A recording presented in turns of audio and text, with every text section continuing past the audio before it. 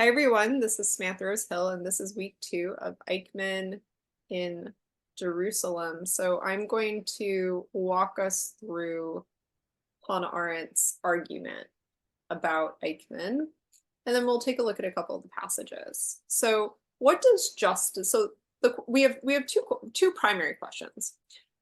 Justice and judgment. Justice and judgment. So what does justice look like in terms of Eichmann for Eichmann? What does justice look like for the trial? Does the court really confront Eichmann? And then in the final pages, we're going to get Hannah Arendt's judgment of Eichmann. And just as a bracket, Hannah Arendt's final work, The Life of the Mind, was conceived as part 2 of The Human Condition. And it was also conceived as a response to the response she received for Eichmann in Jerusalem.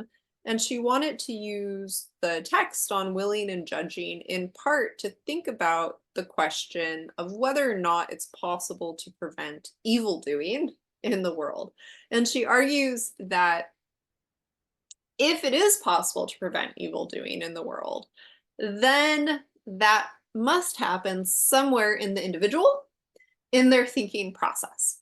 And she says, so we cannot know for certain, but if there is some kind of stopgap mechanism there that can prevent evil, then it has to happen in thinking. And so we're going to get Hannah Arendt's judgment of Eichmann, and that's going to speak to these concepts of thinking and willing, and how it is that we fine-tune that inner instrument of judgment that allows us to act in the face of evil.